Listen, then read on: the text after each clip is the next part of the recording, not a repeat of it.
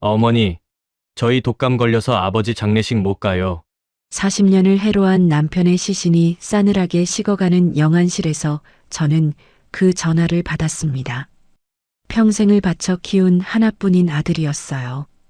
대학 보내고 결혼시키고 사업 미천까지 2억 원을 대준 자식이었습니다. 저는 그 말을 믿었어요. 아들이니까요. 내 뱃속에서 나온 자식이니까요. 그런데 사흘 뒤 저는 알게 되었습니다. 아들 내외가 베트남 다낭 골프장에서 인증샷을 찍고 있었다는 사실을요. 며느리가 올린 사진 속 댓글에는 이렇게 적혀 있었습니다. 어차피 갈 때 되셨지 뭐. 하지만 그것들은 몰랐어요. 남대문 시장에서 40년을 버틴 이 76 할머니가 얼마나 무서운 사람인지를요. 어떻게 복수했냐고요? 끝까지 제 이야기 들어보세요. 사연 시작 전 구독과 좋아요를 눌러주시면 그곳에 축복이 가득하시기를 바라겠습니다. 안녕하세요. 제 이름은 한영숙이에요. 올해 76이 됐습니다. 젊었을 때 남대문 시장에서 건어물 도매업을 했어요. 새벽 3시에 일어나서 물건 떼러 다니고 하루 종일 서서 장사하고 밤늦게 정산하고 그렇게 40년을 악착같이 살았죠. 사람들이 저를 보고 여장부라고 했습니다. 깐깐하고 무섭다고도 했어요. 맞는 말이에요. 장사판에서 호락호락하면 살아남지 못하거든요.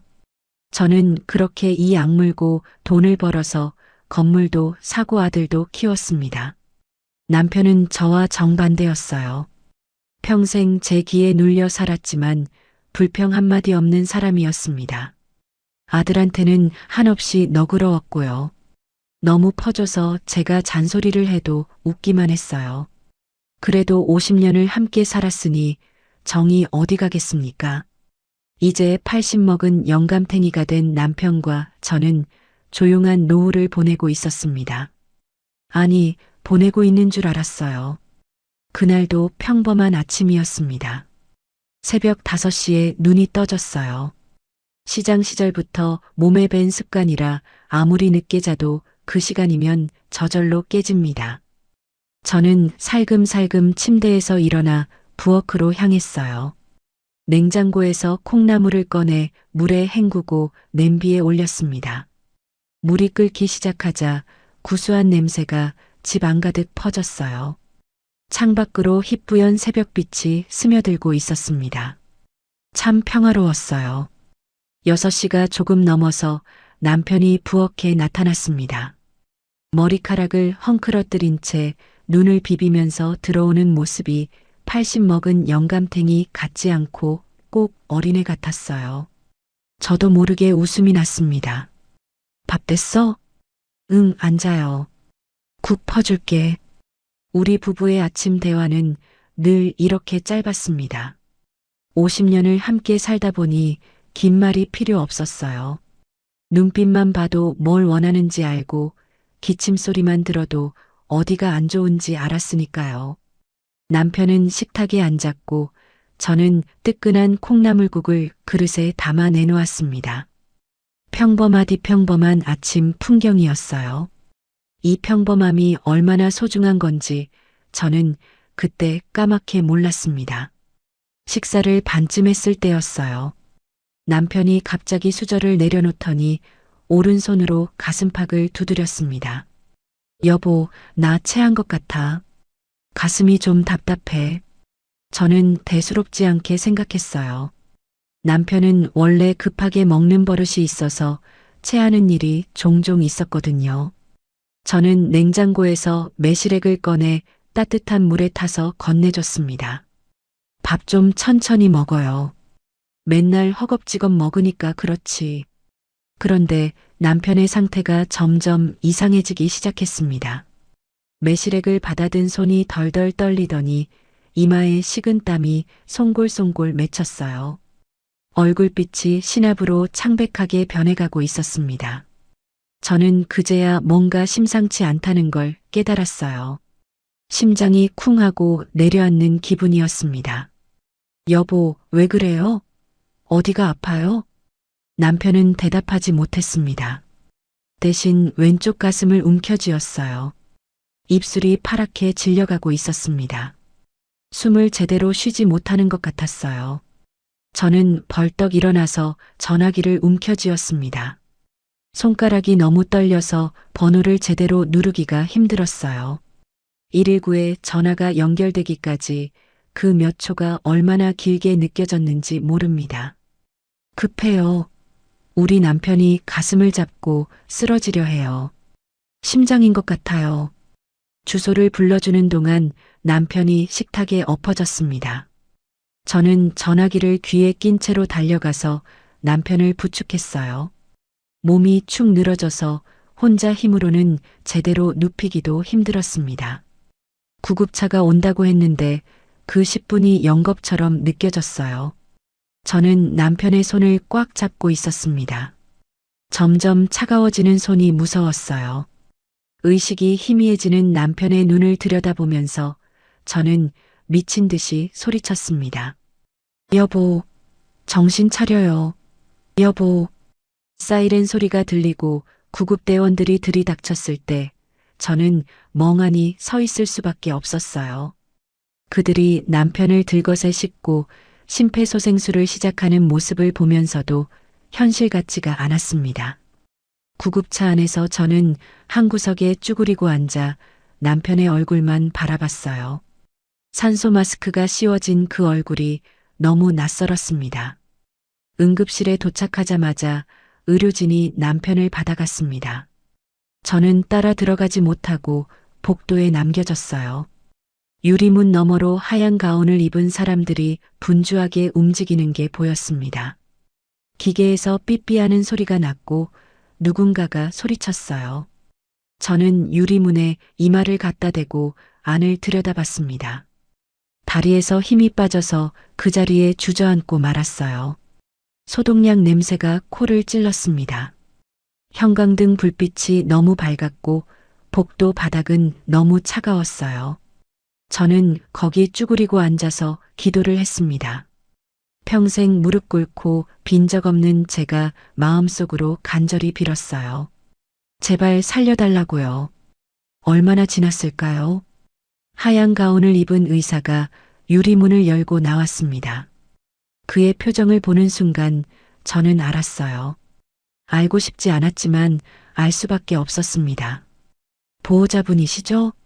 환자분께서 운명하셨습니다. 심근경색이었는데 너무 갑작스럽게 진행이 돼서 손을 쓸 수가 없었습니다.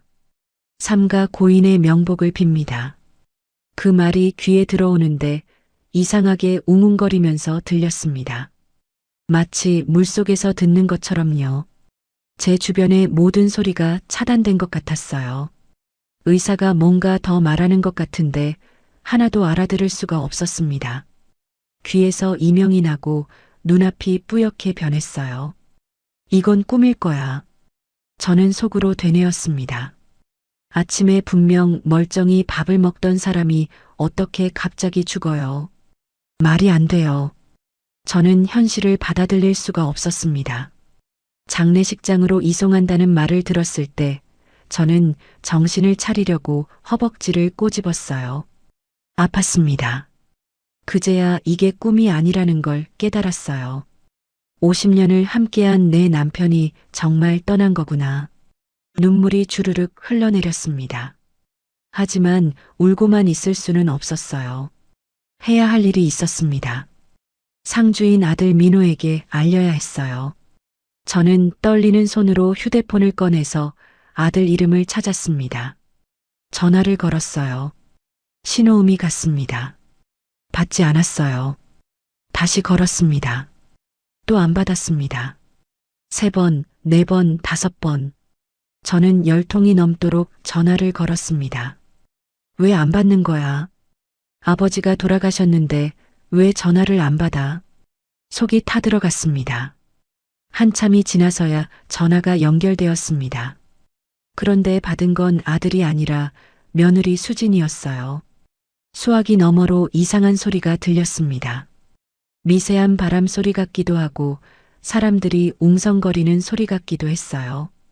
그러다가 갑자기 조용해졌습니다. 저는 그때 그게 좀 이상하다고 느꼈지만 정신이 없어서 대수롭지 않게 넘겼어요. 어머니, 무슨 일이세요?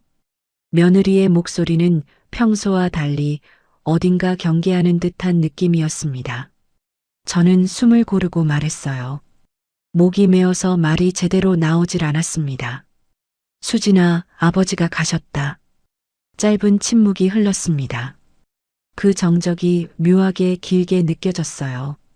뭔가 당황한 것 같기도 하고 아닌 것 같기도 했습니다. 네. 어머니, 지금 뭐라고 하신 거예요?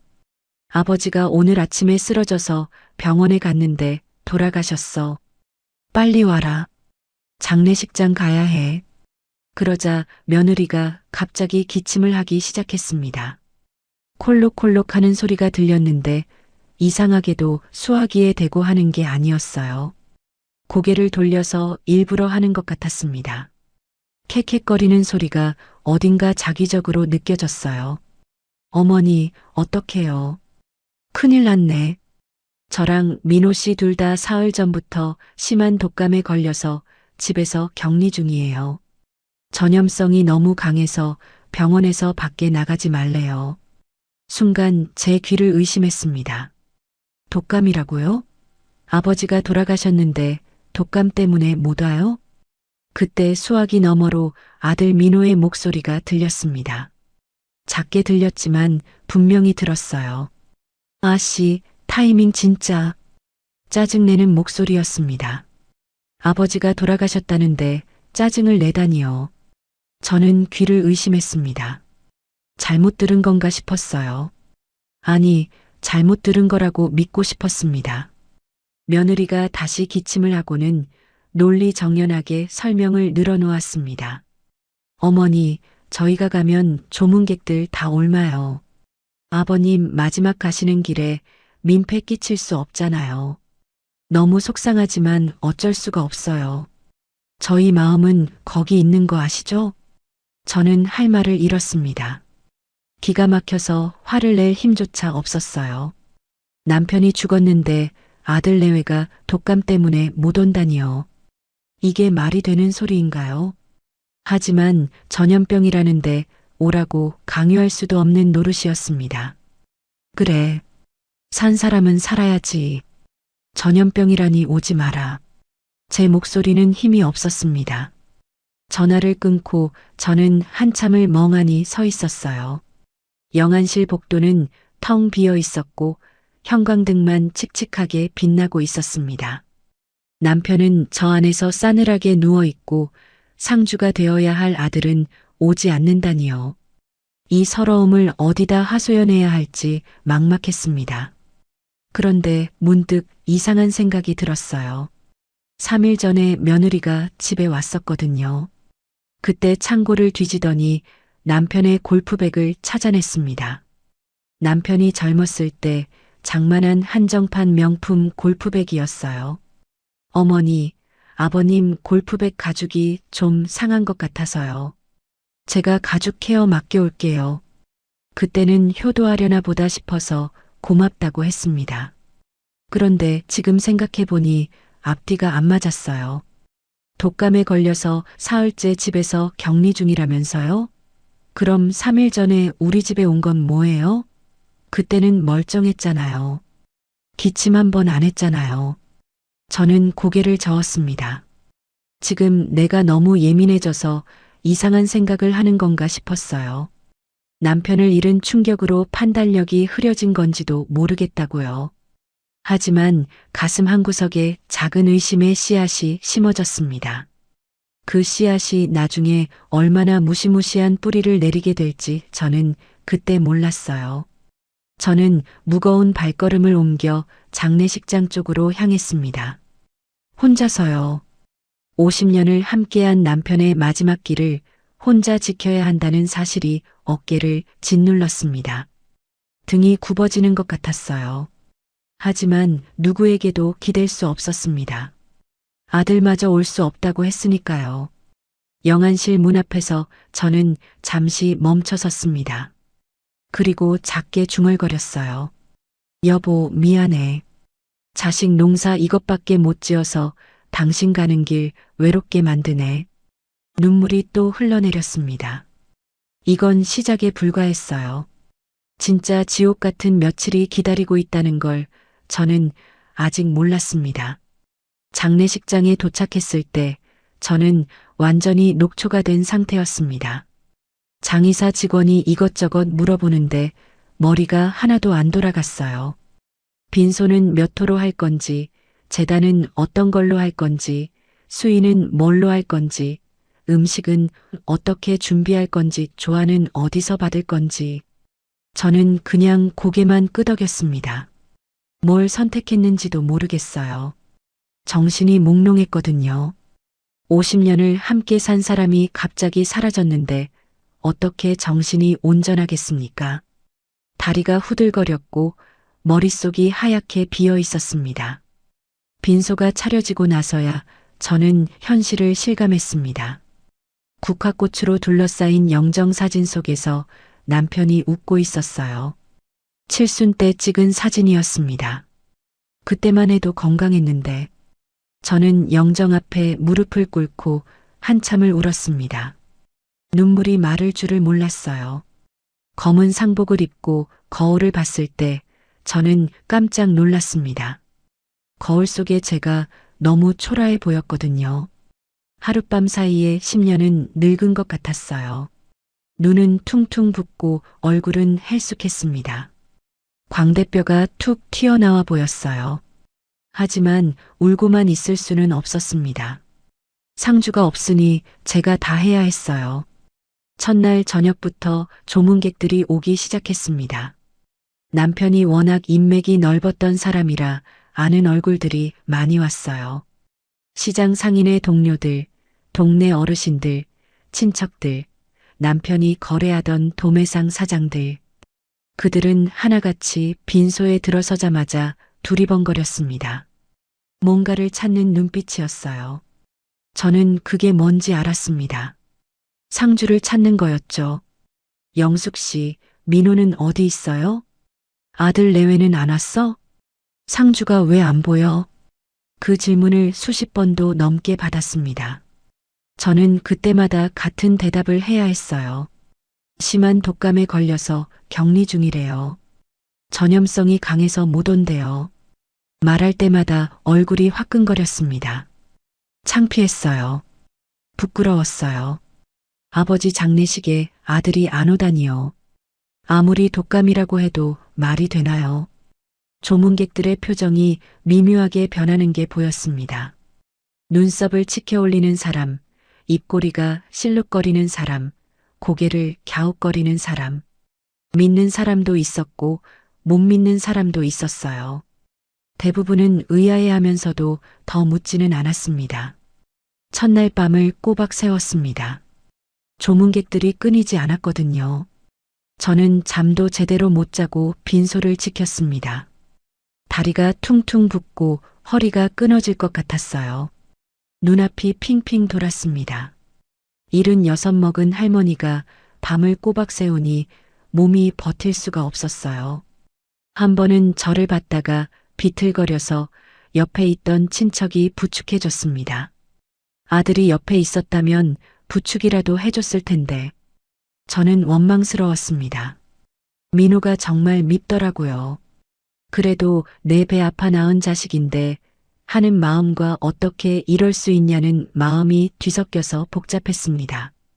마음이 천갈래 만갈래로 찢어지는 것 같았어요.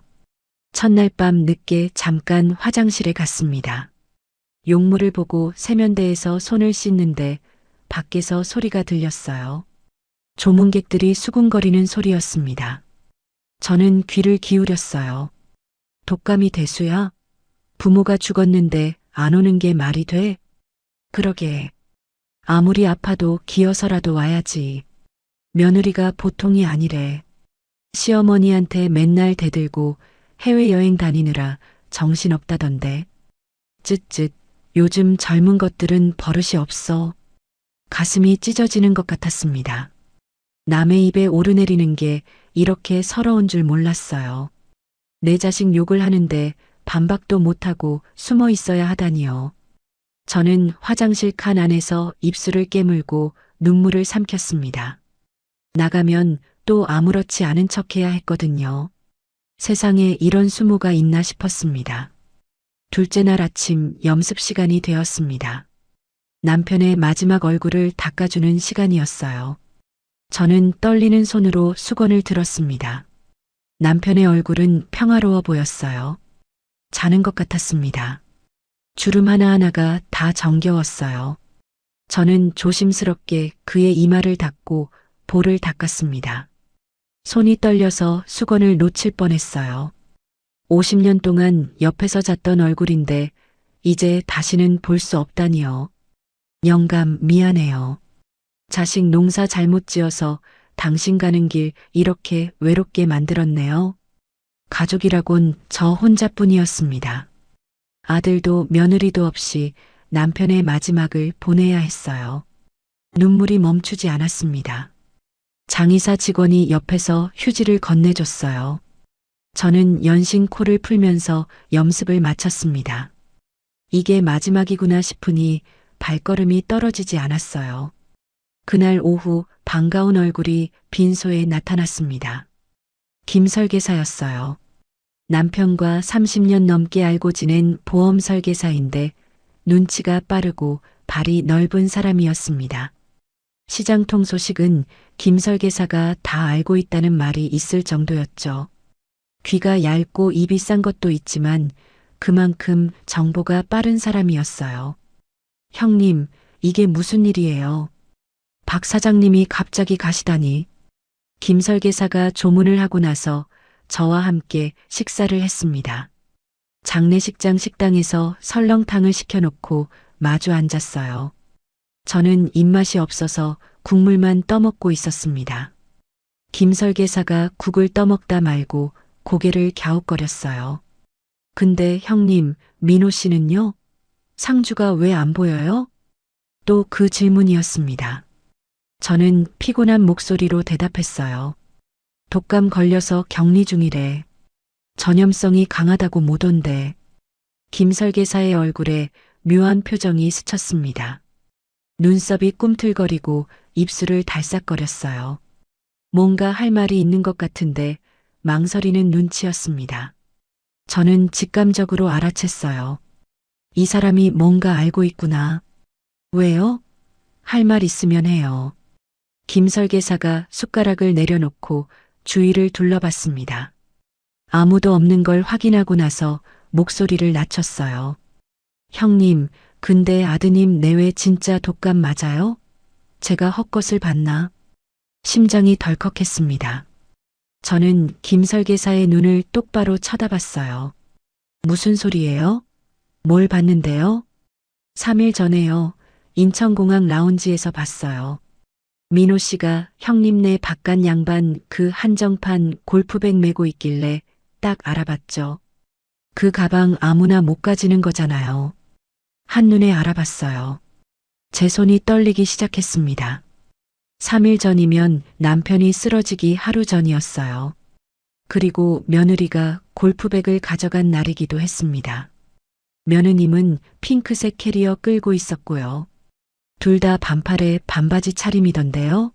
선글라스까지 끼고 완전 휴양지 가는 복장이었어요. 베트남 다낭 간다고 통화하는 거 들었어요.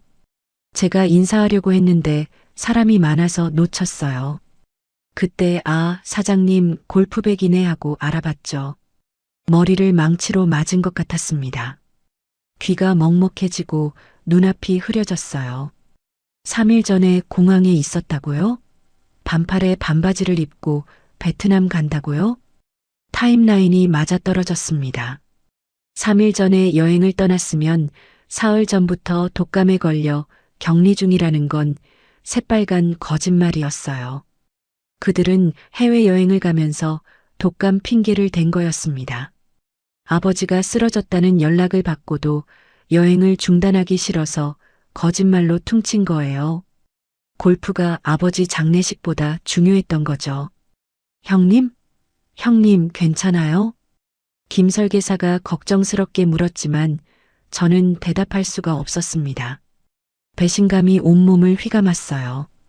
단순히 장례식에 안 온 게 아니었습니다. 아버지의 죽음보다 골프 여행이 더 중요했던 거예요. 그 폐륜적인 발상에 치가 떨렸습니다. 슬픔이 분노로 바뀌는 순간이었습니다. 심장이 쿵쿵 뛰기 시작하고 손끝이 차가워졌어요. 저는 주먹을 불끈 쥐었습니다. 이가 딱딱 부딪힐 정도로 분노가 치밀어 올랐어요. 이런 배신이 있습니까? 내가 낳은 자식이 이럴 수가 있습니까?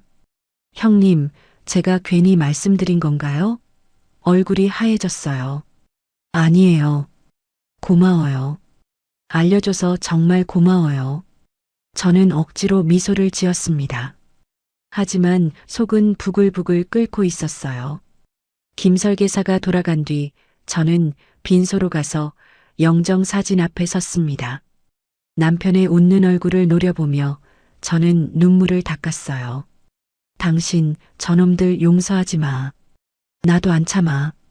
분노가 슬픔을 삼켜버렸습니다. 더 이상 슬픈 미망인이 아니었어요.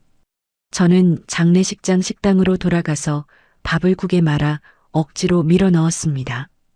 싸우려면 먹어야 했어요. 체력이 있어야 복수를 하든 뭘 하든 할 수 있으니까요. 정신 똑바로 차리자. 저는 속으로 다짐했습니다. 그날 밤 빈소에 불이 꺼져갈 때쯤 저는 휴대폰을 꺼냈습니다. 언니 딸인 조카 지은이에게 전화를 걸었어요. 대학생인 지은이는 요즘 젊은 애들이 하는 건 뭐든 다 알았거든요. 지은아, 이모야. 좀 도와줄 수 있어? 이모, 무슨 일이세요? 목소리가 안 좋아요. 인스타그램인지 뭔지 그거 할 줄 알지? 그럼요. 왜요? 이모가 찾아야 할 게 있어. 내일 장례식장으로 와줄 수 있어? 전화를 끊고 저는 창밖을 바라봤습니다. 밤하늘에 별이 떠 있었어요. 남편이 저기 어딘가에서 보고 있을 것 같았습니다. 영감, 조금만 기다려요. 내가 그놈들 버릇을 확실히 고쳐놓을 테니까. 복수의 칼날이 서서히 갈리기 시작했습니다. 장례식은 아직 끝나지 않았지만 저는 이미 다음 전투를 준비하고 있었어요. 발인까지 하루가 남았습니다. 그 하루 동안 저는 증거를 모을 겁니다. 확실한 증거를요. 두고 보자. 이 한영숙이 누군지 보여주마. 남대문 시장에서 40년을 굴러먹은 여자를 만만하게 봤다간 큰 코 다칠 줄 알아라. 장례 마지막 날 아침이 밝았습니다. 오늘이 발인이었어요. 남편을 화장터로 보내는 날. 저는 새벽부터 눈이 떠져서 빈소 구석에 앉아 영정 사진을 바라보고 있었습니다. 마지막이라는 게 실감이 나지 않았어요. 어제까지만 해도 함께 밥을 먹던 사람인데. 하지만 슬퍼할 시간이 없었습니다. 오늘 해야 할 일이 있었거든요. 김설계사가 알려준 정보가 사실인지 확인해야 했어요. 아침 9시쯤 조카 지은이가 장례식장에 도착했습니다. 대학교 2학년인 지은이는 노트북 가방을 메고 씩씩하게 걸어왔어요. 검은색 원피스를 입고 화장기 없는 얼굴로 온 모습이 기특했습니다. 어린 시절부터 저를 잘 따르던 아이였어요. 제가 장사하느라 바쁠 때 종종 가게에 와서 심부름도 해주고 손님 응대도 도와줬죠. 똘똘하고 눈치 빠른 게 저를 닮았어요. 이모, 괜찮으세요? 많이 힘드시죠? 지은이가 저를 안아줬습니다. 어린 것이 벌써 이렇게 의젓해졌구나 싶어서 코끝이 찡했어요. 하지만 지금은 울 때가 아니었습니다. 저는 지은이를 빈소 뒤편 조용한 구석으로 데려갔어요. 지은아, 이모가 부탁할 게 있어. 저는 그동안 있었던 일을 설명해 줬습니다. 아들 내외가 독감 핑계를 대고 장례식에 안 온 것, 김설계사가 공항에서 그들을 봤다는 것, 베트남 다낭으로 골프 여행을 갔다는 것. 지은이의 얼굴이 점점 굳어졌어요. 뭐요? 이모부 장례식에 안 오고 해외여행을 갔다고요? 완전 폐륜이잖아요. 지은이가 붕괴하며 목소리를 높였습니다. 저는 손을 내저었어요. 쉿, 조용히 해. 사람들 들어. 아, 네, 죄송해요. 근데 이모, 진짜 너무하다. 어떻게 그럴 수가 있어요? 그래서 그래. 증거가 필요해. 수진이가 SNS에 뭔가 올렸을 것 같은데 이모는 그런 거 할 줄 모르잖아. 내가 좀 찾아봐 줄 수 있어? 지은이가 고개를 끄덕이며 노트북을 꺼냈습니다. 장례식장 와이파이에 연결하더니 능숙하게 화면을 두드리기 시작했어요. 새언니 이름이 최수진 맞죠? 인스타그램 아이디 혹시 아세요? 그런 건 모르지. 수진이 생일은 5월 12일이야. 그거 도움이 될까? 지은이가 화면을 이리저리 넘기며 검색을 했습니다. 한참을 뒤지더니 고개를 갸웃거렸어요. 이모, 새언니 공개 계정은 있는데 최근 게시물이 없어요. 요즘 사람들은 보통 부계정을 따로 써요. 진짜 일상은 거기다 올리거든요. 부계정? 그게 뭔데? 비밀 계정이요. 친한 사람들만 볼 수 있게 따로 만드는 거예요. 지은이가 생일과 이름을 조합해서 여러 아이디를 검색하기 시작했습니다. 한참을 뒤지더니 지은이의 눈이 반짝였어요. 찾았다. 이모, 이것 같아요. 수진오이일이 비공개 계정인데 팔로워가 32명밖에 없어요. 친한 사람들만 보는 계정이 확실해요. 근데 비공개면 우리가 어떻게 봐? 지은이가 능글맞게 웃었습니다. 제가 방법이 있어요. 잠깐만요. 지은이가 친구에게 전화를 걸었어요. 명품 공동 구매를 하는 것처럼 꾸민 계정을 빌려달라는 내용이었습니다. 전화를 끊고 지은이가 설명해 줬어요. 새언니가 명품 좋아하시잖아요. 이런 계정이 팔로우 신청하면 10중 8구 수락해요.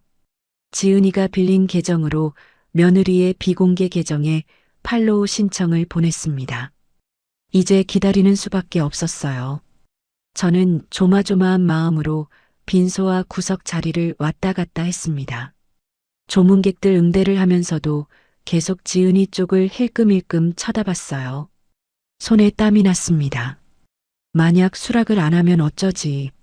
만약 증거가 없으면 어쩌지? 별의별 생각이 다 들었어요. 3시간쯤 지났을 때였습니다. 지은이가 저를 향해 손짓을 했어요. 표정이 밝았습니다. 심장이 두근거리면서 달려갔습니다. 이모, 수락됐어요. 지은이가 화면을 보여줬습니다. 저는 돋보기를 꺼내 화면을 들여다봤어요. 그 순간 눈앞이 캄캄해졌습니다. 화면 가득 펼쳐진 사진들. 새파란 수영장에서 칵테일을 들고 있는 며느리. 야자수가 늘어선 해변에서 비키니를 입고 포즈를 취하고 있는 사진. 화려한 리조트 로비에서 셀카를 찍은 사진. 날짜를 보니 바로 이틀 전 장례식 첫날에 올린 거였어요.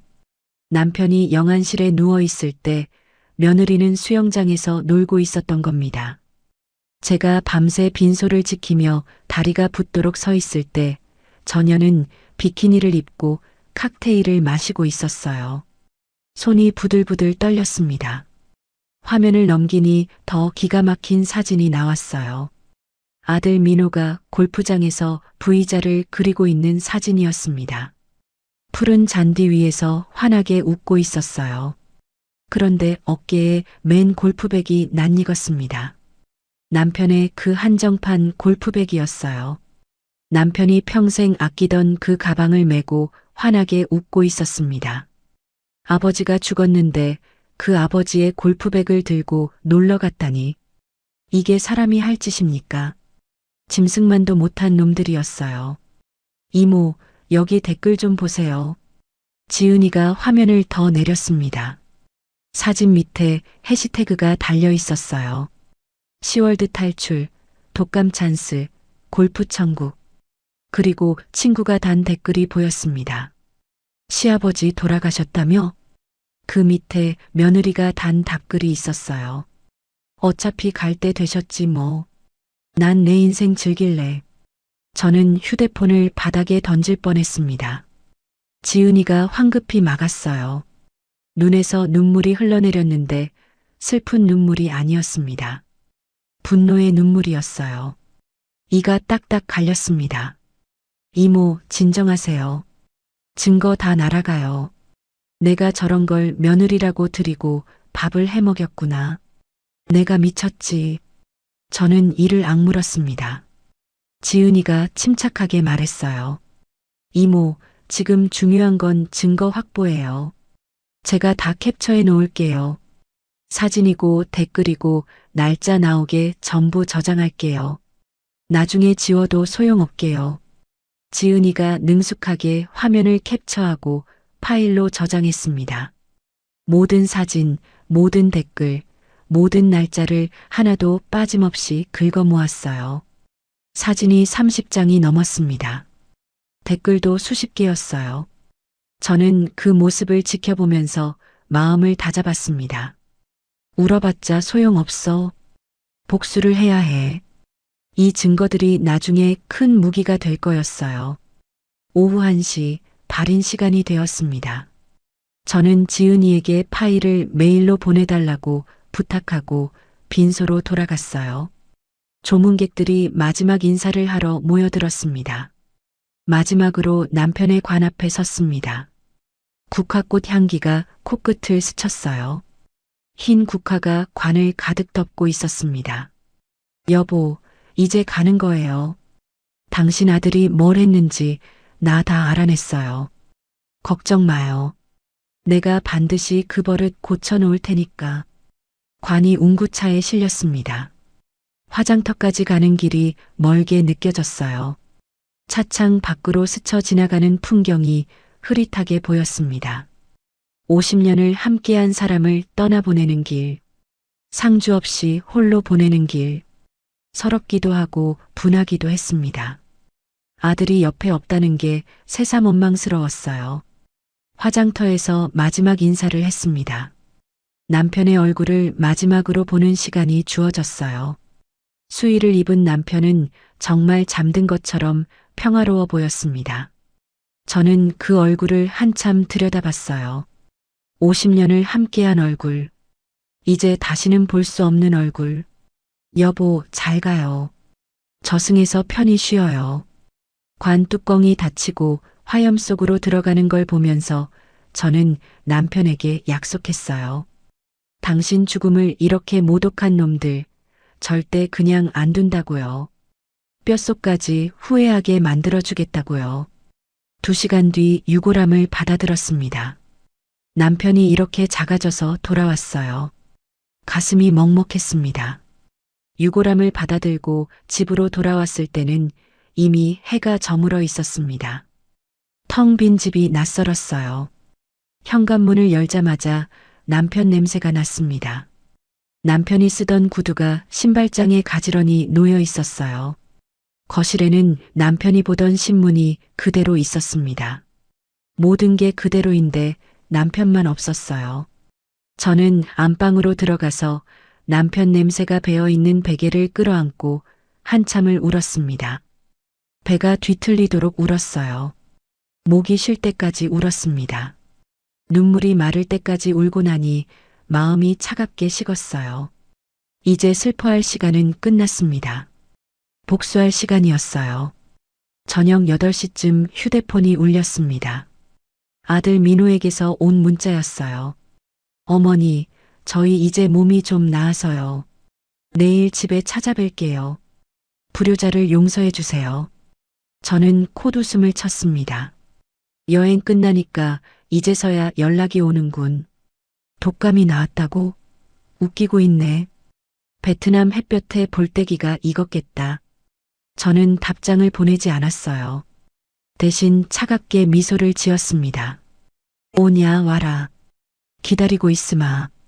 저는 휴대폰을 내려놓고 지은이가 보내준 파일을 다시 열어봤습니다. 사진 하나하나를 천천히 확인했어요. 골프장 사진, 수영장 사진, 리조트 사진, 그리고 그 망언의 댓글. 어차피 갈 때 되셨지 뭐. 볼 때마다 피가 거꾸로 솟았습니다. 하지만 참았어요. 지금 화내봤자 소용없어. 내일 저놈들이 올 때까지 기다려야 해. 이제 전쟁이 시작되는 겁니다. 저는 유골함을 모신 제단 앞에 앉아서 내일을 준비하기 시작했어요. 어떻게 해야 저놈들을 완벽하게 몰아붙일 수 있을지. 평생 장사하면서 갈고 닦은 계산 능력이 총동원되었습니다. 남대문 시장에서 40년을 굴러먹은 이 한영숙을 만만하게 보면 안 되지. 내일 저놈들이 오면 제대로 보여줄 거야. 이건 이제 시작일 뿐이에요. 진짜 전쟁은 내일부터입니다. 다음 날 오전 11시 초인종이 울렸습니다. 저는 거울을 한번 보고 심호흡을 했어요. 어제 밤새 연습한 대로 해야 했습니다. 절대 먼저 화를 내면 안 돼. 저놈들이 꼬리를 밟을 때까지 기다려야 해. 손이 떨렸지만 억지로 진정시켰어요. 저는 천천히 현관으로 걸어갔습니다. 문을 열자 아들 민호와 며느리 수진이 서 있었습니다. 둘 다 검은 옷을 입고 있었어요. 뒤늦게 상복이라도 차려입은 모양이었습니다. 손에는 과일 바구니를 들고 있었고요. 그런데 아무리 봐도 피부가 까맣게 탔더라고요. 얼굴이며 팔이며 온통 햇볕에 그을린 흔적이 역력했어요. 코끝이며 광대뼈는 벌겋게 익어 있었고 목덜미도 시뻘갰습니다. 독감에 걸려서 3일 동안 집에만 있었다면서요? 웃기고 있네. 어머니, 정말 죄송해요. 저희가 너무 불효했어요. 며느리가 먼저 입을 열었습니다. 눈가에 눈물까지 글썽이고 있었어요. 연기를 하는 건지 진심인 건지 알 수가 없었습니다. 아니, 알 수 있었어요. 저 표정은 분명 연기였습니다. 40년 넘게 장사를 하면서 온갖 사람들을 봐왔거든요. 진심으로 미안해하는 사람의 눈빛은 저렇지 않아요. 들어와. 저는 짧게 말하고 돌아섰습니다. 최대한 감정을 숨기려고 노력했어요. 거실로 안내해서 소파에 앉으라고 했습니다. 저는 맞은편 의자에 앉았어요. 어머니, 진짜 저희가 잘못했어요. 독감이 너무 심해서 움직일 수가 없었어요. 아들 민호가 고개를 숙이며 말했습니다. 목소리에 미안함이 묻어나는 것 같기도 했지만 저는 그걸 믿지 않았어요. 며느리가 옆에서 거들었습니다. 저희도 얼마나 가슴이 찢어지는지 몰라요. 아버님 마지막 길을 못 지켜드렸으니까요. 어머니 혼자 고생하셨을 생각에 너무 죄송해요. 저는 가만히 그들을 바라봤습니다. 잠시 침묵이 흘렀어요. 며느리가 불안한 듯 눈을 이리저리 굴렸습니다. 저는 천천히 입을 열었어요.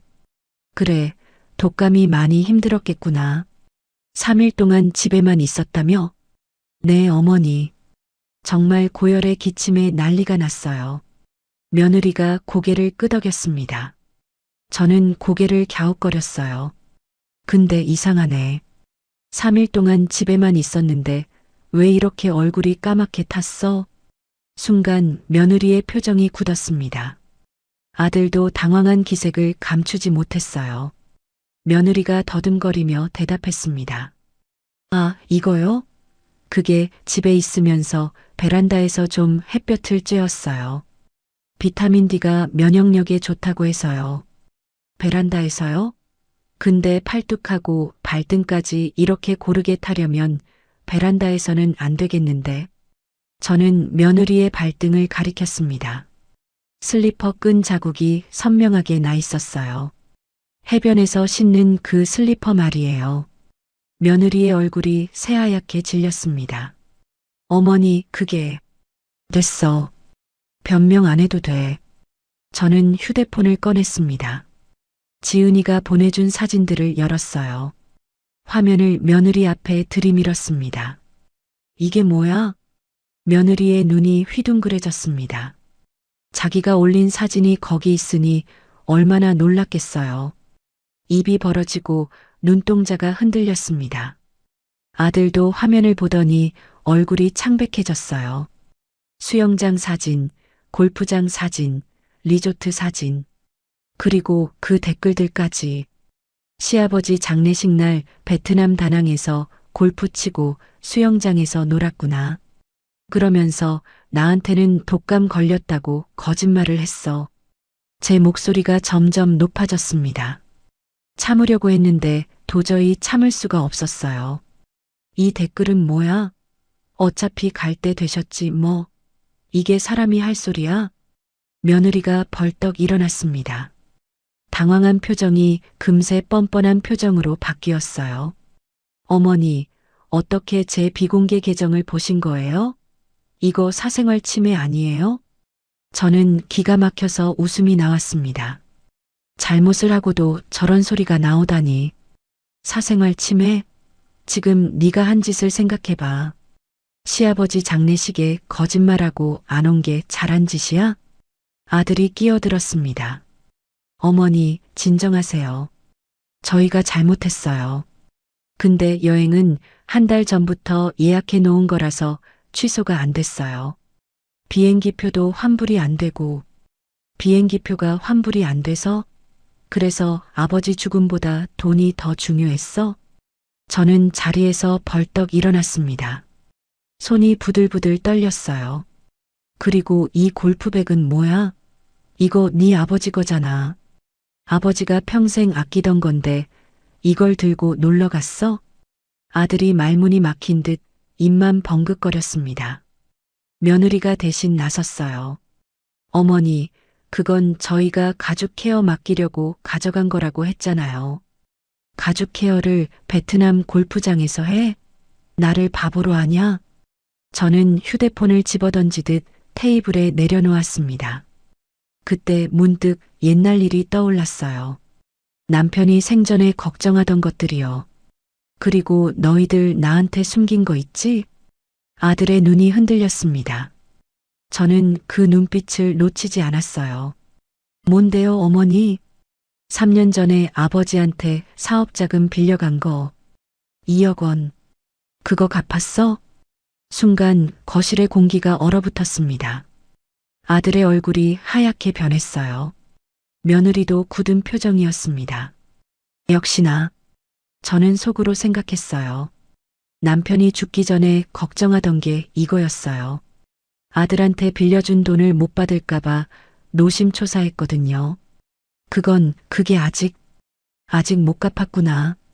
3년이 지났는데? 저는 한숨을 내쉬었습니다. 남편은 그 돈을 아들한테 빌려주면서 차용증도 안 받았어요.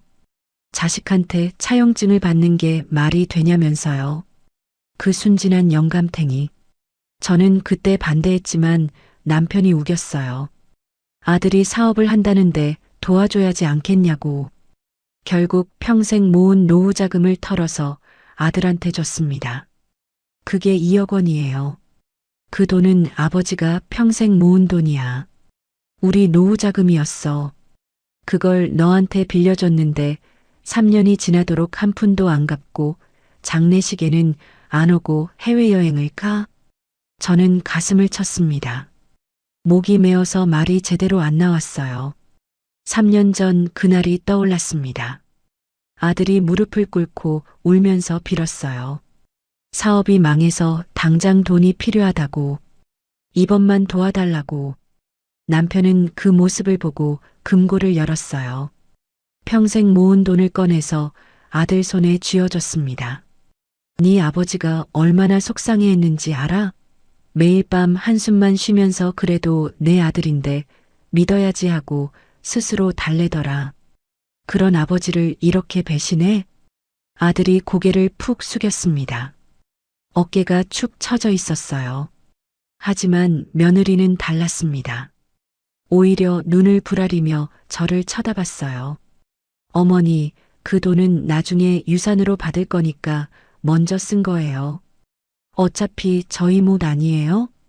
순간 저는 눈앞이 캄캄해졌습니다. 이게 사람의 입에서 나올 소리인가요? 유산?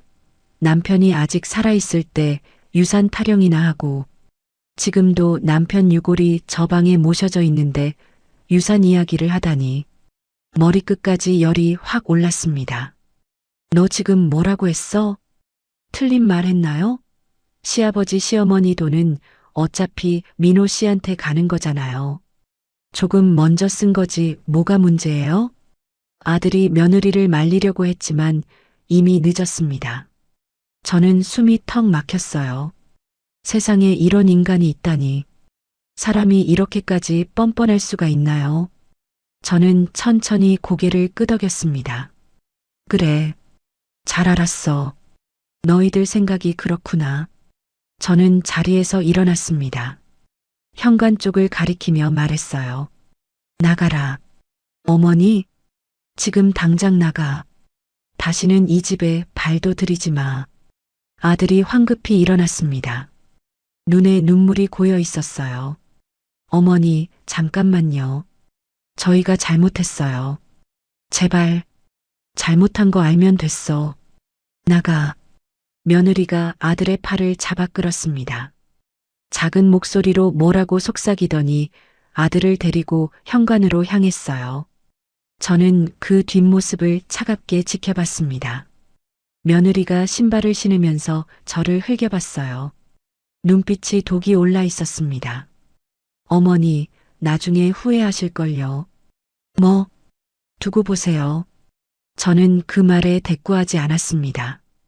현관문이 쾅 닫히는 소리가 났어요. 저는 그 자리에 주저앉았습니다. 온몸에 힘이 빠졌어요. 이게 내가 평생 키운 자식이구나. 이게 내가 밥해 먹인 며느리구나. 전 물려 키우고 공부시키고 결혼까지 시켜줬더니 돌아온 게 이거였어요. 눈물이 주르륵 흘러내렸습니다. 분한 눈물이었어요. 남편 영정사진이 거실에서 저를 바라보고 있었습니다. 여보, 나 어떡해요? 우리 아들이 저렇게 됐어요. 저는 한참을 울었습니다. 하지만 울고만 있을 수는 없었어요. 며느리가 한 그 말이 귀에 박혀 있었거든요. 어차피 유산으로 받을 거라고. 천만에. 내 재산 한 푼도 저것들한테 안 줘. 저는 눈물을 닦고 일어났습니다. 남편 유골함 앞에 가서 절을 했어요. 여보, 나 결심했어요. 저놈들한테 한 푼도 안 줄 거예요. 당신이 평생 모은 재산을 저런 것들한테 줄 순 없잖아요. 당신도 동의하지요? 내가 알아서 할게요.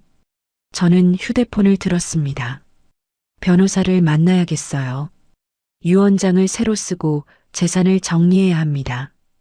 저것들이 예상하는 대로는 절대 안 될 겁니다. 내일 당장 법무법인에 전화해야겠어요. 이 싸움 내가 반드시 이긴다. 남대문 시장에서 40년 굴러먹은 한영숙이 그렇게 만만하게 당하고만 있을 줄 알아? 어림없지. 기다려라. 진짜 복수는 이제부터야. 아들 내외를 쫓아낸 다음 날 저는 법무법인을 찾아갔습니다. 시장에서 거래하던 분이 소개해 준 곳이었어요. 강남에 있는 큰 법무법인이었습니다. 지하철을 타고 강남역에 내려서 10분쯤 걸었어요. 고층 빌딩들 사이에 있는 건물이었습니다. 로비에 들어서니 대리석 바닥이 반들반들 빛났어요. 경비원이 어디 가시냐고 물었고 저는 법무법인 이름을 댔습니다. 엘리베이터를 타고 12층으로 올라가니 넓은 사무실이 나왔어요. 벽에 변호사들 사진이 쭉 걸려 있었습니다. 접수대에서 이름을 대자 직원이 안으로 안내해 줬어요. 김 변호사라는 분이 저를 맞이했습니다. 40 중반쯤 되어 보이는 여자 변호사였어요. 안경을 쓰고 단정한 정장을 입은 모습이 믿음직스러워 보였습니다. 상담실은 조용했고 창밖으로 강남 시내가 내려다 보였어요. 어서 오세요, 한영숙님. 무슨 일로 오셨나요? 저는 그동안 있었던 일을 처음부터 끝까지 설명했습니다. 남편이 갑자기 돌아가신 것, 아들 내외가 독감 핑계를 대고 장례식에 안 온 것, 실제로는 베트남으로 골프 여행을 갔던 것, 3년 전에 빌려간 2억 원을 갚지 않은 것, 며느리가 유산 타령을 한 것. 김 변호사는 고개를 끄덕이며 메모를 했어요. 증거는 있으신가요? 네, 여기 있어요. 저는 휴대폰을 꺼내서 지은이가 보내준 사진들을 보여줬습니다. 김 변호사가 화면을 천천히 넘기며 확인했어요. 표정이 점점 심각해졌습니다. 이건 확실한 증거네요. 날짜도 다 나오고요. 댓글 내용도 충격적이고요. 그래서요, 제가 뭘 할 수 있을까요? 저놈들한테 재산 한 푼도 안 주고 싶어요. 김 변호사가 잠시 생각하더니 입을 열었습니다. 몇 가지 방법이 있어요. 우선 유언장을 새로 작성하시는 게 좋겠어요. 현재 유언장이 있으신가요? 없어요. 그런 거 안 써뒀어요. 그럼 지금 상태로는 법정 상속이 되는 거예요. 남편분 재산의 경우 배우자인 한영숙 님이 절반, 아들분이 절반을 상속받게 돼요. 저는 눈이 번쩍 뜨였습니다. 남편 재산의 절반이 민우한테 간다고요? 그 페르나한테 재산 절반을 줘야 한다니요. 그건 안 돼요. 그놈한테 한 푼도 주기 싫어요. 그래서 유언장이 필요한 거예요. 유언장을 쓰시면 유류분을 제외한 나머지는 원하시는 대로 처분하실 수 있어요. 기부를 하셔도 되고 다른 친척한테 주셔도 되고요. 유류분이 뭐예요? 법적으로 보장된 최소한의 상속분이에요. 아드님의 경우 법정 상속분의 2분의 1이 유류분이에요. 그건 유언장이 있어도 빼앗을 수가 없어요. 저는 한숨을 쉬었습니다. 아무리 해도 일정 부분은 줘야 한다는 거였어요. 근데 방법이 하나 있어요. 김 변호사가 말을 이었습니다. 유류분 반환 청구 소송에서 피고가 패소하면 유류분도 못 받을 수 있어요.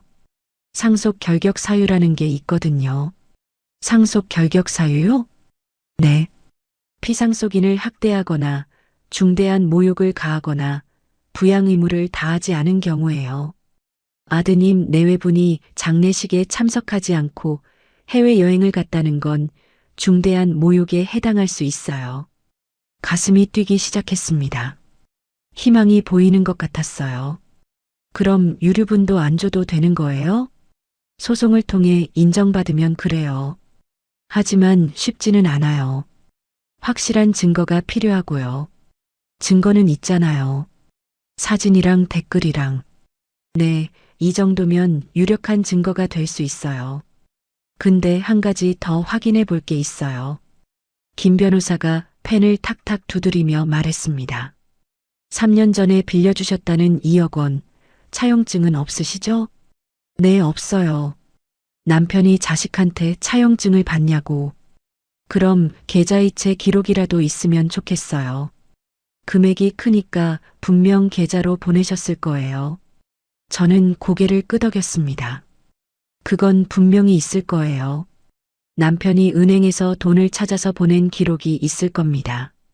그거 확인해 보세요. 그리고 혹시 아드님 재산 상태를 아시나요? 잘 모르겠어요. 뭐 하나 제대로 하는 것 같지는 않던데요. 확인해 보시는 게 좋겠어요. 만약 아드님 명의로 재산이 있다면 그건 차용금 반환 소송의 근거가 될 수 있어요. 법무법인을 나온 뒤 저는 곧바로 은행으로 향했습니다. 남편이 주거래하던 은행 지점이었어요. 창구에 가서 남편 명의 통장의 거래 내역을 뽑아달라고 했습니다. 사망신고서와 가족관계 증명서를 내밀었어요. 은행 직원이 서류를 확인하더니 3년치 거래 내역을 출력해줬습니다. 종이가 꽤 두꺼웠어요. 저는 은행 근처 카페에 들어갔습니다. 아메리카노 한 잔을 시키고 구석 자리에 앉았어요. 그리고 거래 내역 종이들을 펼쳐놓고 하나하나 확인했습니다. 숫자들이 빼곡했어요. 돋보기를 꺼내 들고 꼼꼼히 살폈습니다. 3년 전 7월의 기록을 찾았습니다. 2억 원이 아들 계좌로 이체된 내역이 있었어요. 분명한 증거였습니다. 저는 그 부분에 동그라미를 쳤어요. 이걸로 차용금 소송은 가능하겠구나 싶었습니다. 그런데 거래 내역을 더 살펴보다가 이상한 걸 발견했습니다. 최근 6개월 동안 매달 500만 원씩 어딘가로 빠져나가고 있었어요. 받는 계좌 이름을 보니 며느리 수진이었습니다. 남편이 며느리한테 매달 500만 원씩 보냈다고요? 저는 눈을 비비고 다시 봤습니다. 틀림없었어요.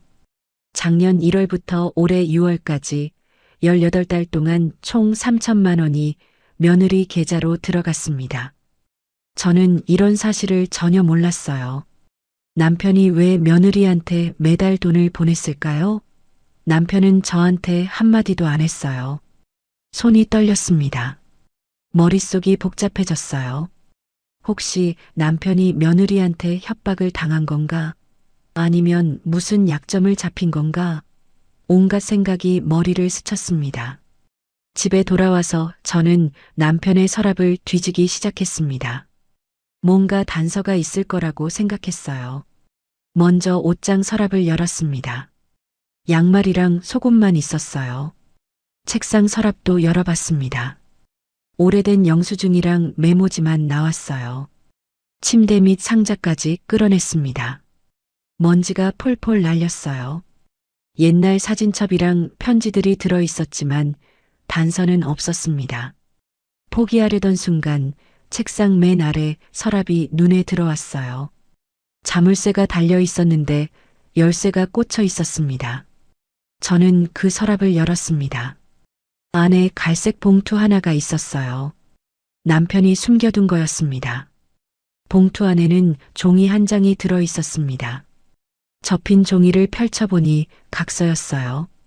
남편의 글씨체였습니다.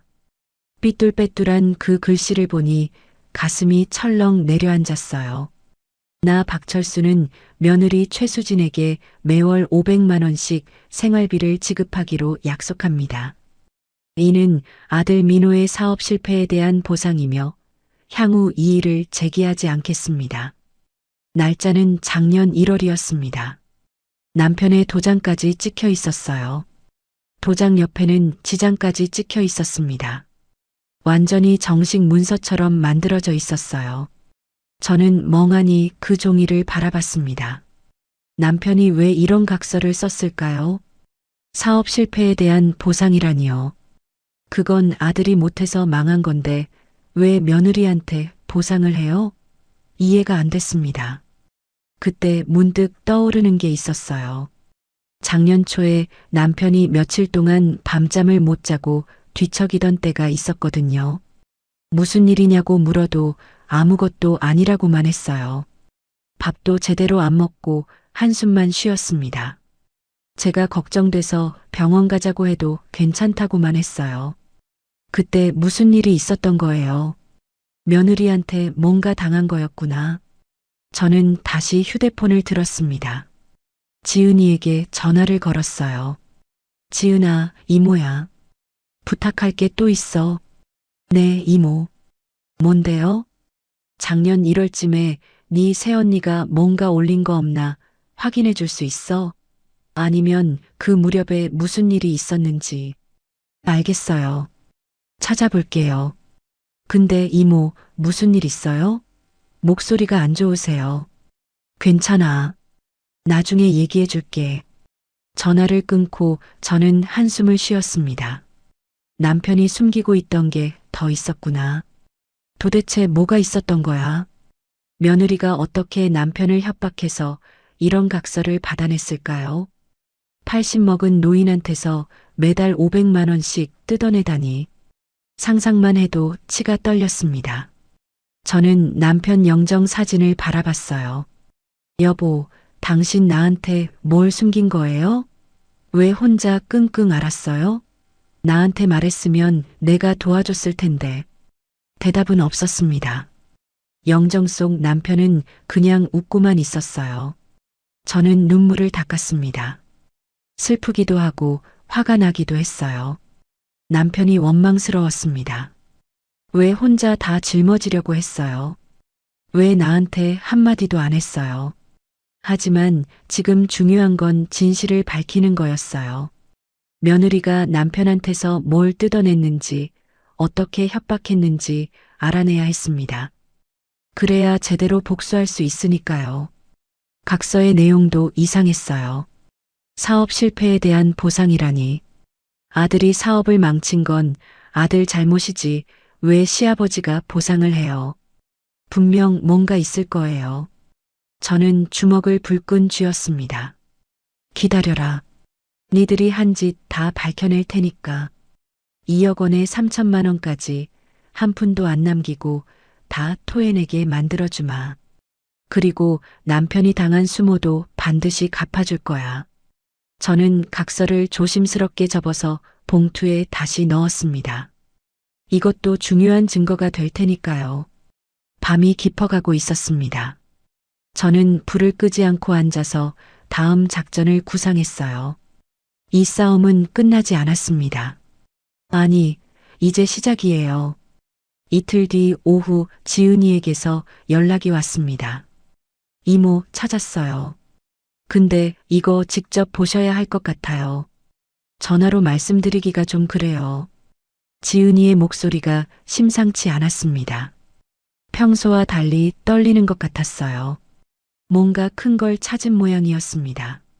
저는 지은이를 집으로 부르기로 했어요.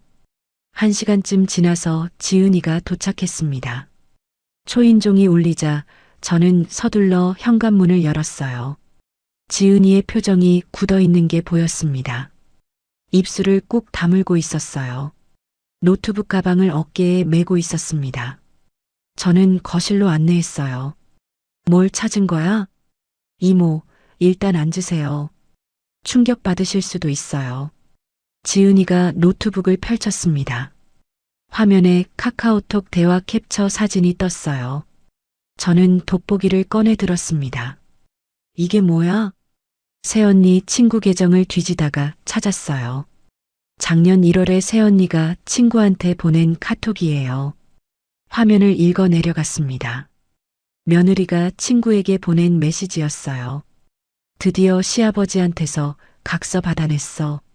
매달 500씩 뜯어내기로 했어. 어떻게 했는데?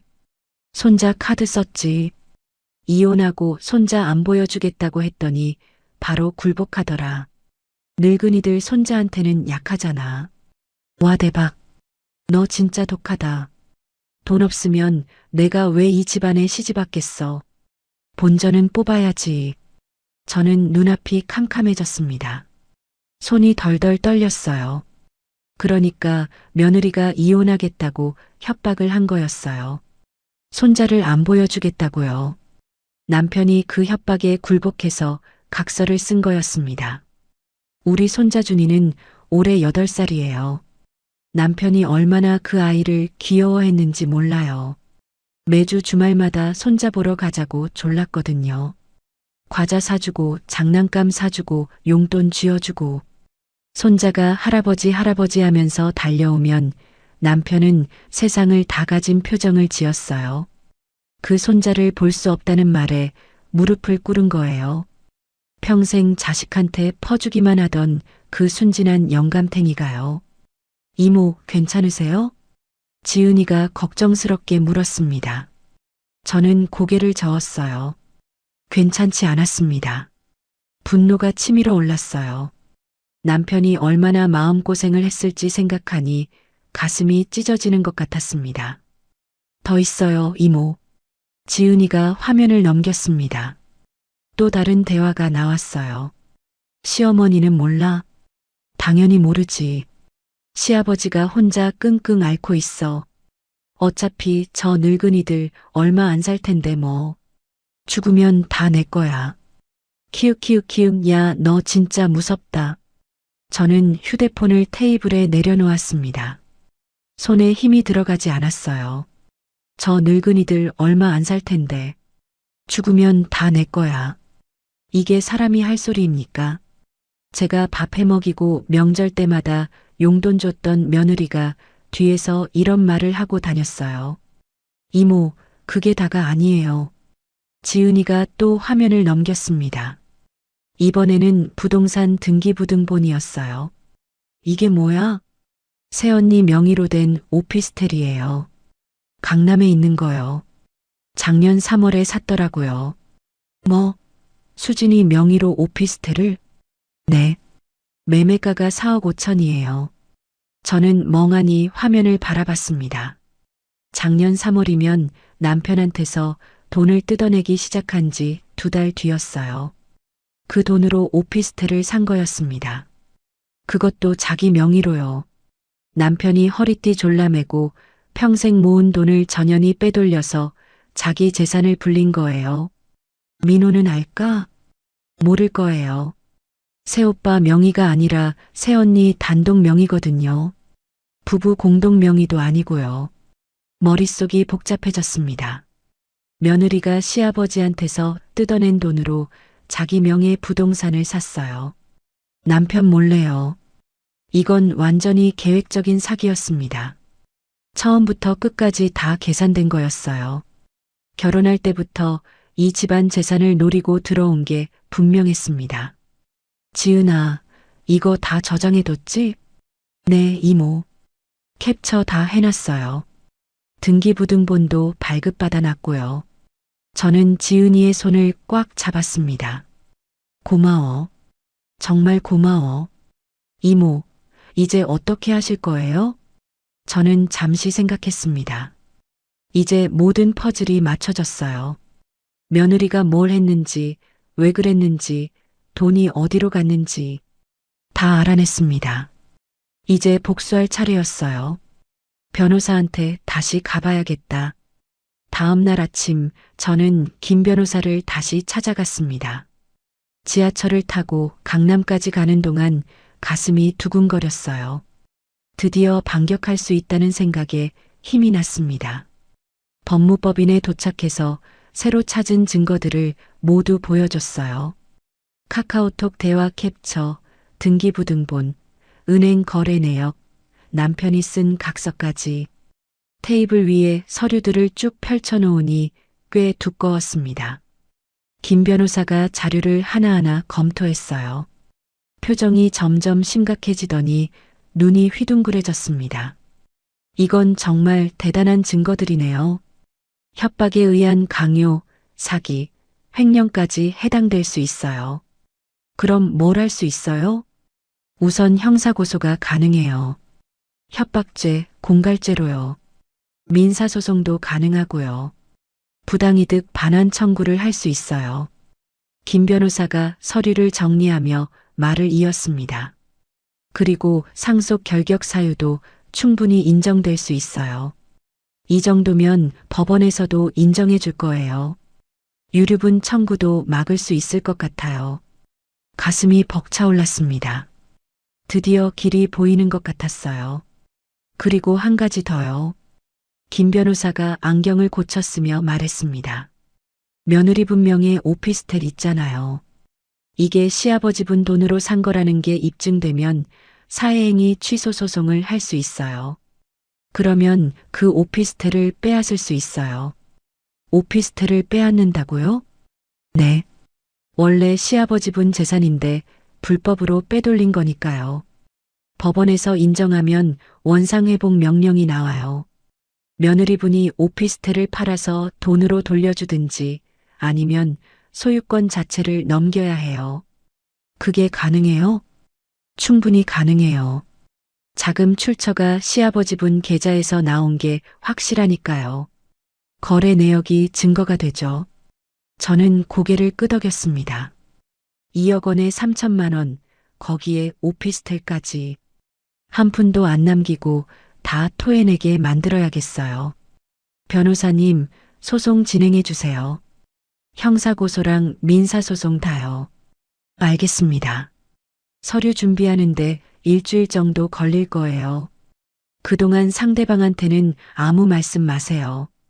기습적으로 가야 효과가 있어요. 알겠습니다. 입국 다물고 있을게요. 저는 김 변호사와 악수를 하고 상담실을 나왔습니다. 법무법인을 나온 뒤 저는 하늘을 올려다봤습니다. 파란 하늘이 맑게 개어 있었어요. 구름 한 점 없는 청명한 날씨였습니다. 가슴속에 응어리졌던 분노가 조금씩 풀리는 기분이었어요. 아직 끝난 게 아니었지만 이제 시작이었습니다. 전쟁의 시작. 집으로 돌아오는 길에 문구점에 들렀습니다. 노트 한 권을 샀어요. 빨간색 표지의 두꺼운 노트였습니다. 집에 와서 식탁에 앉아 노트를 펼쳤습니다. 펜을 들고 잠시 생각했어요. 그리고 천천히 적기 시작했습니다. 복수 계획. 첫째, 형사고소로 며느리를 벼랑 끝에 몰아넣는다. 협박죄와 공갈죄로 고소한다. 둘째, 민사소송으로 뜯긴 돈을 전부 회수한다. 2억 원과 3천만 원 모두.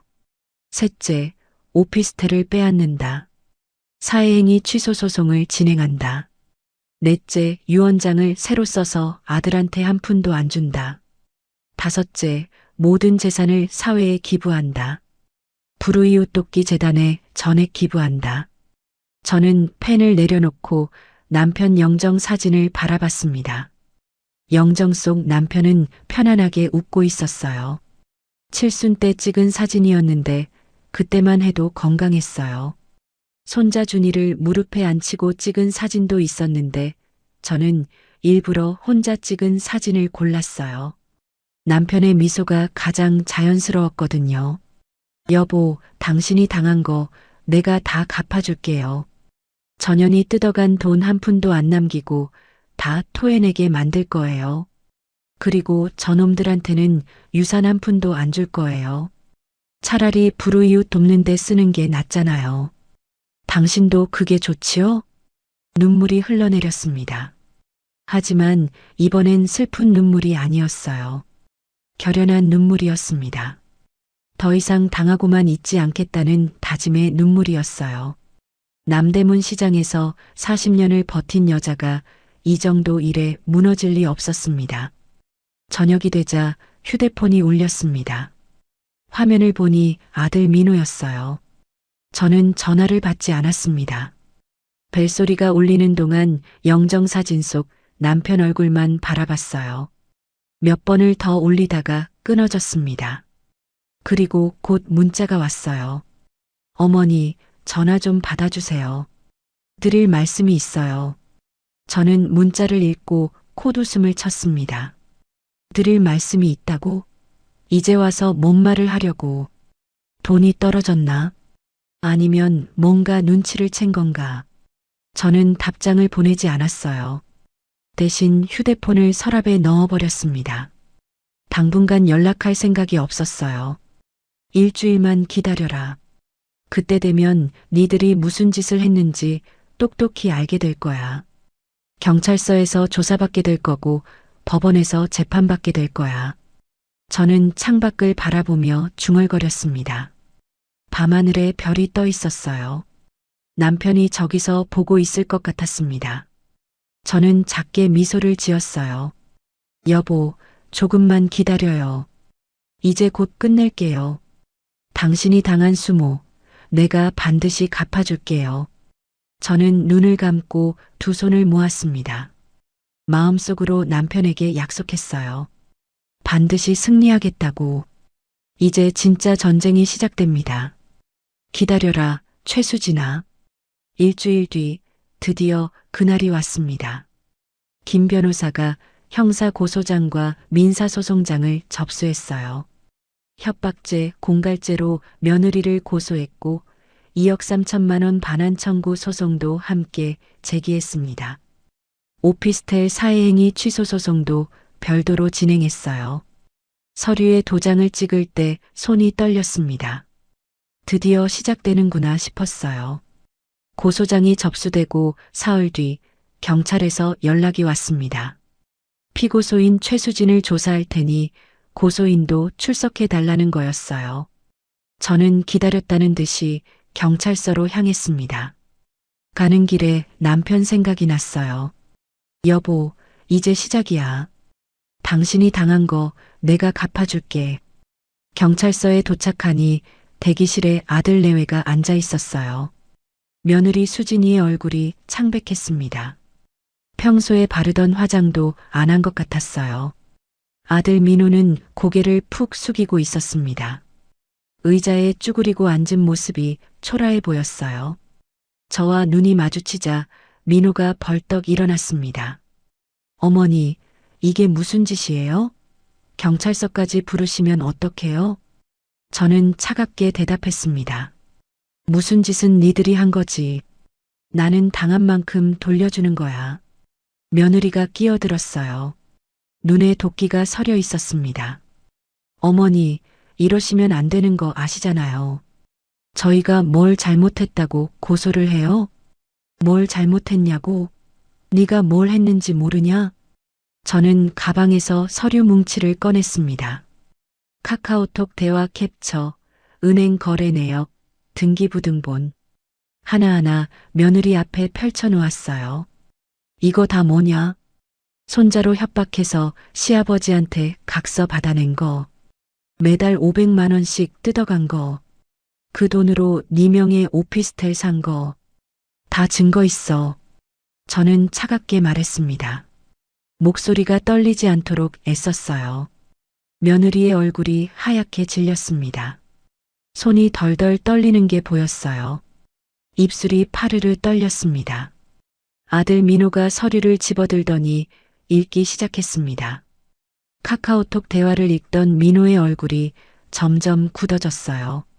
눈이 커지더니 이내 분노로 가득 찼습니다. 수진아, 이게 뭐야? 시아버지한테 돈을 뜯었다고? 오피스텔은 또 뭐야? 아들의 목소리가 높아졌어요. 평소에 마누라 앞에서 꼼짝 못하던 아들이 처음으로 화를 내는 거였습니다. 며느리가 입술을 깨물었어요. 그건 그냥 친구한테 허세 부린 거야. 진짜로 협박한 게 아니라. 허세? 근데 실제로 돈을 받았잖아. 18달 동안 3천만 원. 그리고 오피스텔은 4억 5천짜리 오피스텔을 네 명의로 샀다며? 그것도 나한테 한마디 상의도 없이? 며느리가 대답을 못하고 입만 벙긋거렸습니다. 눈동자가 이리저리 흔들렸어요. 거짓말을 하려다가 더 이상 할 말이 없어진 거였습니다. 저는 그 모습을 가만히 지켜봤어요. 속이 시원했습니다. 그동안 참았던 분노가 조금씩 풀리는 기분이었어요. 그때 조사실에서 형사가 나왔습니다. 중년의 남자 형사였어요. 최수진 씨, 들어오세요. 며느리가 비틀거리며 일어났어요. 다리에 힘이 풀린 것 같았습니다. 조사실로 들어가는 며느리의 뒷모습이 처량해 보였어요. 어깨가 축 처져 있었습니다. 하지만 저는 동정심이 들지 않았어요. 전현이 남편한테 한 짓을 생각하면 이 정도는 약과였습니다. 늙은이들 얼마 안 산다고 비웃던 년이었어요. 아들 민호가 제 옆으로 다가왔어요. 눈이 충혈되어 있었습니다. 코끝이 빨갛게 부어 있었어요. 어머니, 저 정말 몰랐어요. 수진이가 이런 짓을 했는지.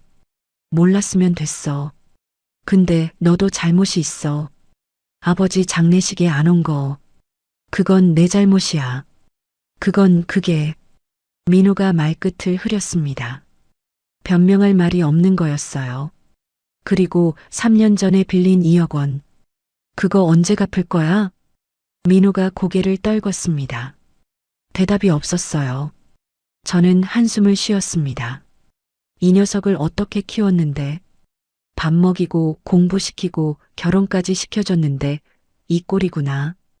민호야, 나도 널 키운 엄마야. 널 미워하고 싶지 않아. 근데 너무 실망했어. 어떻게 아버지 장례식에 안 올 수가 있어? 어떻게 빌린 돈을 3년이 지나도록 한 푼도 안 갚을 수가 있어? 민호의 눈에서 눈물이 흘러내렸습니다. 어깨가 들썩였어요. 어머니, 죄송해요. 정말 죄송해요. 미안하면 됐어. 근데 이번 일은 그냥 넘어갈 수 없어. 수진이가 한 짓은 범죄야. 법대로 처리할 거야. 1시간쯤 지나서 며느리가 조사실에서 나왔습니다. 얼굴이 눈물범벅이었어요. 화장이 다 번져서 흉측해 보였습니다. 형사가 저를 불렀어요. 고소인 한영숙 씨, 잠깐 말씀 나누시죠. 저는 조사실로 들어갔습니다. 형사가 서류를 정리하며 말했어요. 증거가 확실하네요. 협박에 의한 금품 갈취로 보입니다. 공갈죄 적용이 가능할 것 같아요. 그럼 어떻게 되는 거예요? 검찰에 송치하면 기소될 가능성이 높습니다. 금액도 크고 증거도 명확하니까요. 카카오톡 대화가 결정적이에요. 본인이 직접 협박했다고 자백한 거나 마찬가지거든요. 처벌은요? 공갈죄는 10년 이하 징역이에요. 금액이 크니까 실형이 나올 수도 있어요. 가슴이 벅찼습니다. 드디어 전현이 벌을 받게 되는구나. 남편이 당한 수모가 조금이나마 풀리는 것 같았어요. 저는 형사에게 고개를 숙였습니다. 감사합니다. 경찰서를 나오니 해가 저물고 있었습니다. 하늘이 붉게 물들어 있었어요. 서쪽 하늘이 온통 주황빛이었습니다. 저는 깊이 숨을 들이쉬었습니다. 가슴에 맺혔던 응어리가 조금씩 풀리는 기분이었어요. 첫 번째 싸움은 이겼습니다. 형사사건은 검찰로 넘어갈 거예요. 하지만 아직 끝이 아니었습니다. 민사재판이 남아 있었어요. 한 달 뒤 민사법원에서 첫 재판이 열렸습니다. 2억 3천만 원 반환 청구 소송이었어요. 저는 김 변호사와 함께 법정에 들어갔습니다. 높은 천장과 묵직한 판사석이 위험 있어 보였어요. 피고석에 아들 내외가 앉아 있었습니다. 며느리는 고개를 숙이고 있었고 아들은 멍한 표정이었어요. 한 달 사이에 둘 다 많이 수척해져 있었습니다. 재판이 시작되었어요. 판사가 입장하자 모두 일어섰습니다. 김 변호사가 증거들을 제출했어요. 은행 거래 내역, 카카오톡 대화, 각서, 등기부등본. 서류가 두꺼웠습니다. 판사가 서류를 꼼꼼히 읽었어요. 한참을 읽더니 고개를 끄덕였습니다. 상대 측 변호사가 반박을 시도했습니다. 이 돈은 증여로 볼 수 있습니다. 시아버지가 자발적으로 준 것이니까요. 김 변호사가 즉시 반박했어요. 증여가 아닙니다. 이 카카오톡 대화를 보시면 협박에 의해 받아낸 것임이 명백합니다. 손자를 볼 수 없게 하겠다는 협박으로 80 노인에게서 각서를 받아냈습니다. 이건 민법상 강박에 의한 의사표시로 취소가 가능합니다. 판사가 고개를 끄덕였습니다. 상대 측 변호사가 다시 반박을 시도했어요. 피고인이 실제로 이혼 의사가 있었는지는 불분명합니다. 재판장님, 이 대화를 보시면 피고인이 처음부터 금품 갈취 목적으로 협박했음이 명백합니다. 본전을 뽑아야 한다는 표현까지 있습니다. 심리가 진행될수록 분위기는 우리 쪽으로 기울었어요. 증거가 너무 명확했거든요. 며느리의 얼굴이 점점 더 창백해졌습니다. 상대 측 변호사도 더 이상 반박할 말이 없어 보였어요. 재판이 끝나고 법정을 나오는데 아들이 다가왔습니다. 어머니, 제발 합의해 주세요. 수진이가 잘못했어요. 근데 이러다 수진이 감옥 가요. 저는 아들을 똑바로 쳐다봤습니다. 감옥 가면 어때? 전현이 한 짓이 감옥 갈 짓이야. 네 아버지한테 한 짓 생각해봐. 손자로 협박해서 돈을 뜯었어. 늙은이들 얼마 안 산다고 비웃었고. 그런 년을 왜 내가 봐줘야 해? 민호가 무릎을 꿇었습니다. 법원 복도에서요. 어머니, 제발이요. 준이 생각해서라도요. 엄마가 감옥 가면 준이는 어떡해요? 저는 잠시 멈칫했습니다. 손자 준이. 그 아이는 죄가 없었어요. 엄마가 무슨 짓을 했는지도 모르는 8살 아이였습니다. 남편도 그 아이를 그렇게 좋아했었어요. 손자 볼 수 없다는 협박에 굴복할 만큼요. 일어나. 저는 아들을 일으켜 세웠어요. 바닥에 무릎 꿇은 모습이 처량했습니다. 준이 얘기는 하지 마. 그건 생각해 볼게. 근데 돈은 다 토해내야 해. 2억 원도 3천만 원도. 오피스텔도 포기해야 하고. 그게 조건이야. 민호가 고개를 끄덕였습니다. 눈물이 뺨을 타고 흘러내렸어요. 네, 어머니. 다 돌려드릴게요. 오피스텔도 팔아서 드릴게요. 이자까지 다 드릴게요. 그리고 한 가지 더. 저는 아들의 눈을 똑바로 쳐다봤습니다. 수진이랑 이혼해라. 민호가 눈을 크게 떴어요. 어머니, 그년이랑 계속 살면 너도 끝이야. 선택해. 그년이냐, 이 집안이냐.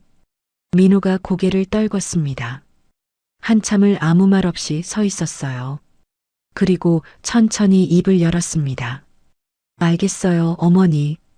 저는 돌아섰습니다. 발걸음이 무거웠어요. 하지만 마음은 홀가분했습니다. 이제 거의 끝이었어요. 법원을 나오면서 하늘을 올려다봤습니다. 구름 사이로 햇살이 비치고 있었어요. 남편이 저기서 보고 있는 것 같았습니다. 여보, 다 끝나가요. 조금만 더 기다려요. 당신이 하늘에서 보고 있다면 이제 좀 편해지셨으면 좋겠어요. 마지막 싸움이 남았습니다. 유언장을 쓰고 모든 것을 깔끔히 마무리해야 해요. 6개월이 지났습니다. 긴 싸움이었어요. 경찰 조사, 검찰 조사, 재판. 법원을 수도 없이 오갔습니다. 밤잠을 설치고 머리카락이 하얗게 새어갔어요. 하지만 포기하지 않았습니다. 남편이 당한 수모를 갚아야 했으니까요. 검찰에서 며느리를 기소했어요. 공갈죄로요. 재판이 3번 열렸습니다. 증인으로 출석해서 증언도 했어요. 떨리는 목소리로 남편이 어떻게 협박당했는지 설명했습니다. 재판 결과 징역 2년에 집행유예 3년이 선고되었어요. 실형은 면했지만 전과자가 된 거예요. 법정에서 판결을 듣는 며느리의 얼굴이 아직도 눈에 선합니다. 창백하게 질려서 벌벌 떨고 있었어요. 판사가 판결문을 읽는 동안 고개를 푹 숙이고 있었습니다. 저는 그 모습을 보면서 속이 후련했어요. 남편이 당한 수모가 조금이나마 갚아진 기분이었습니다. 민사재판도 우리가 이겼습니다. 김 변호사가 정말 잘해줬어요. 법원에서 2억 3천만 원 전액 반환 판결이 나왔습니다. 판사가 피고 측의 주장을 모두 기각했어요. 협박에 의한 금품 갈취임이 명백하다고 했습니다. 오피스텔 사회행위 취소 소송도 승소했어요. 며느리는 오피스텔을 팔아서 돈을 돌려줘야 했습니다. 4억 5천에 샀던 오피스텔이 5억 2천에 팔렸어요. 강남 집값이 오른 거였습니다. 그 돈도 전부 제가 받았어요. 총 7억 5천만 원을 돌려받은 겁니다. 남편이 평생 모은 돈이었어요. 아들 민호는 약속대로 이혼했습니다. 이혼 소송이 길어질 줄 알았는데 의외로 빨리 끝났어요. 며느리가 형사처벌까지 받은 마당에 버틸 명분이 없었거든요. 위자료도 못 받고 쫓겨났습니다. 재산 분할도 거의 못 받았어요. 본인이 횡령한 돈을 토해내느라 남은 게 없었거든요. 손자 준이 양육권은 민호가 가져왔어요. 법원에서도 엄마가 전과자인 상황에서 양육권을 줄 수 없다고 판단했습니다. 며느리는 한 달에 한 번 면접 교섭권만 있었어요. 그것도 감독관 동석 하에서요. 이혼이 확정된 날 민호가 집으로 찾아왔습니다. 손자 준이를 데리고요. 오랜만에 보는 손자였어요. 장례식 이후로 처음이었습니다. 현관문을 열자 준이가 달려와서 제 다리를 껴안았어요. 할머니, 저는 준이를 번쩍 안아 올렸습니다. 무거웠어요. 어느새 이렇게 컸구나. 눈물이 핑 돌았습니다. 우리 준이 많이 컸네. 할머니, 보고 싶었어요. 할머니도 보고 싶었어. 민호가 뒤에서 머뭇거리고 있었습니다. 저는 준이를 내려놓고 아들을 바라봤어요. 들어와. 거실에 앉아서 차를 마셨습니다. 준이는 과자를 먹으며 만화를 보고 있었어요. 민호가 조심스럽게 입을 열었습니다. 어머니, 그동안 정말 죄송했어요. 제가 많이 못났어요. 알면 됐어. 앞으로 잘할게요. 진짜로요. 저는 한숨을 쉬었습니다. 아들을 미워하고 싶었지만 그래도 내 뱃속에서 나온 자식이었어요. 완전히 버릴 수는 없었습니다. 민호야, 나 유언장 썼어. 민호의 눈이 커졌어요. 찻잔을 내려놓았습니다. 유언장이요? 응. 내 재산 대부분을 기부하기로 했어. 불우이웃 돕기 재단에. 민호가 입술을 깨물었습니다. 하지만 아무 말도 하지 않았어요. 예전 같으면 왜 그러시냐고 자식한테 주셔야지 하고 불평을 했을 텐데 많이 달라진 것 같았습니다. 자기가 무슨 짓을 했는지 알고 있는 거겠죠. 근데 준이한테는 교육비 명목으로 좀 남겨뒀어. 초등학교부터 대학 갈 때까지 쓸 수 있게. 그리고 이 집은 준이한테 물려줄 거야.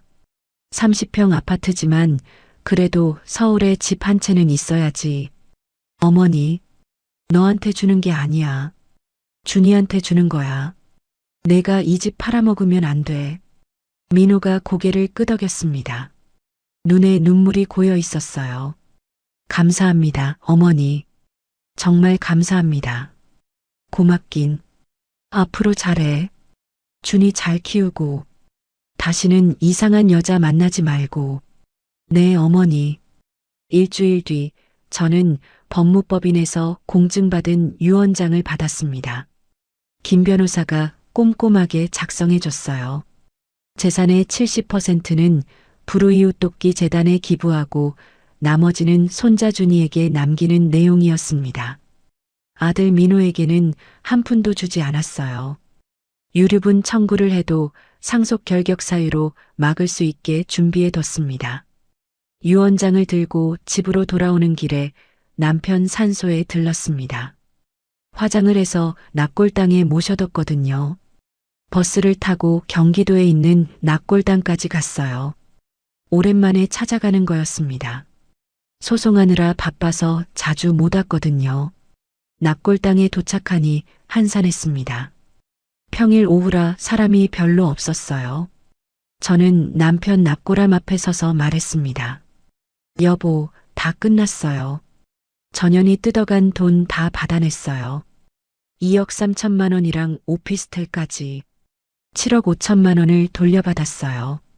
전현은 정가자가 됐고요. 민호는 이혼했어요. 납골함 앞에 국화꽃 한 다발을 놓았습니다. 남편이 좋아하던 노란 국화였어요. 꽃집에서 가장 예쁜 걸로 골랐습니다. 그리고 유언장도 썼어요. 우리 재산 대부분은 어려운 사람들 돕는 데 쓰기로 했어요. 당신도 원래 그런 거 좋아했잖아요. 기부하고 봉사하고. 저놈들한테 주는 것보다 이게 훨씬 나아요. 눈물이 흘러내렸습니다. 하지만 슬픈 눈물만은 아니었어요. 후련한 눈물이었습니다. 여보, 나 이제 편해요. 당신이 당한 억울함 다 풀었어요. 이제 편히 쉬세요. 납골당을 나오니 하늘이 맑았습니다. 파란 하늘에 구름이 두둥실 떠가고 있었어요. 바람이 시원하게 불었습니다. 가슴이 뻥 뚫리는 기분이었어요. 집에 돌아와서 저는 오랜만에 거울을 봤습니다. 화장대 앞에 앉아서 얼굴을 찬찬히 살폈어요. 주름이 많이 늘었더라고요. 이마에도 눈가에도 입가에도 6개월 동안 고생을 많이 해서 그런가 봐요. 머리카락도 반 이상이 하얗게 새었습니다. 하지만 눈빛은 살아있었어요. 예전에 남대문 시장에서 장사할 때 그 눈빛이었습니다. 강인하고 당당한 눈빛. 어떤 어려움이 와도 굴하지 않는 눈빛. 저는 그 눈빛이 마음에 들었어요. 아직 살아있구나 싶었습니다. 저녁에 조카 지은이가 찾아왔습니다. 과일 바구니를 들고요. 사과랑 배가 가득 담겨 있었어요. 이모, 잘 지내세요? 응, 잘 지내. 들어와. 거실에 앉아서 수다를 떨었어요. 지은이가 커피를 타왔습니다. 저는 지은이를 보면서 참 고맙다고 생각했어요. 이 아이가 없었으면 증거를 못 모았을 거예요. SNS도 모르고 컴퓨터도 모르는 제가 어떻게 했겠어요. 지은아, 그동안 정말 고마웠어. 모려 이모. 당연히 해야 할 일을 한 건데요. 당연한 게 어딨어. 너 아니었으면 못 이겼어. 지은이가 활짝 웃었습니다. 저도 따라 웃었어요. 지은이가 물었습니다. 이모, 이제 뭐 하실 거예요? 글쎄, 뭘 할까? 저는 잠시 생각했습니다. 남편 장례 치르고 소송하느라 정신없이 보낸 6개월이었어요. 이제 다 끝났으니 뭘 해야 할지 막막했습니다. 이모, 여행 가세요. 혼자서라도요. 여행? 네. 이모 평생 일만 하셨잖아요. 이제 좀 쉬세요. 좋은 데 가서 맛있는 것도 먹고 구경도 하시고요. 지은이 말이 맞았어요. 저는 평생 일만 했습니다. 남대문 시장에서 새벽부터 밤까지 장사하고 집에 와서는 살림하고 애 키우고 여행이라고는 신혼여행 한 번 간 게 전부였어요. 그래, 여행이나 갈까? 어디 가고 싶으세요? 저는 잠시 생각했습니다. 문득 남편이 생전에 하던 말이 떠올랐어요. 우리 나중에 제주도 한 달 살기 하자. 바다 보면서 느긋하게 살자. 결국 못 갔죠. 남편이 먼저 가버렸으니까요. 제주도 가야겠다. 제주도요? 좋죠. 언제 가실 거예요? 다음 달에. 한 달 살기 해볼까 해. 한 달이요? 대박. 진짜 좋겠다. 너도 같이 가자. 방학 때 일주일만이라도. 이모가 다 쏠게. 지은이가 활짝 웃었습니다. 저도 따라 웃었어요. 오랜만에 웃는 것 같았습니다. 6개월 동안 웃을 일이 없었거든요. 매일 서류 들고 법원 다니고 변호사 만나고 웃을 틈이 없었어요. 이모, 진짜 가는 거죠? 약속이에요. 그래, 약속. 꼭 같이 가자.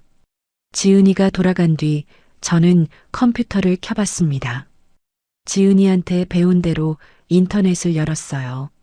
제주도 한 달 살기 숙소를 검색했습니다. 바다가 보이는 펜션이 많이 나왔어요. 가격도 생각보다 비싸지 않았습니다. 한 군데를 골라서 예약했어요. 다음 달 1일부터 한 달 동안 두근두근 설레었습니다. 그날 밤 저는 남편 영정 사진 앞에 앉았습니다. 촛불을 켜고 조용히 말했어요. 여보, 나 제주도 가려고요. 당신이랑 같이 가려고 했던 곳. 맨날 나중에 가자, 은퇴하면 가자 했는데 결국 못 갔잖아요. 이제라도 가볼게요. 당신 목까지 바다 구경 실컷 할게요. 흑돼지도 먹고 전복죽도 먹을 거예요. 영정 속 남편이 웃고 있었습니다. 편안한 미소였어요. 살아생전 저한테 잘했다 칭찬해 줄 때 짓던 그 미소였습니다. 저도 미소를 지었어요. 이제 정말 끝났습니다. 새로운 시작이었어요. 76에 처음으로 혼자 여행을 떠납니다. 무섭기도 하고 설레기도 해요. 하지만 남대문에서 40년 장사한 한영숙인데요. 온갖 진상 손님 다 상대하고 사기꾼도 물리친 여자인데요. 못할 게 뭐가 있겠어요. 여보, 잘 다녀올게요. 저 세상에서 기다리고 있어요. 나중에 만나면 제주도 이야기 실컷 들려줄게요. 오늘의 사연 어떠셨나요? 사연이 마음에 닿았다면 더 좋은 사연으로 찾아뵐 수 있도록 구독과 좋아요를 눌러주세요. 그리고 사연의 주인공을 위한 따뜻한 말씀도 댓글로 부탁드립니다. 여러분의 오늘을 응원합니다. 인생 소풍이었습니다.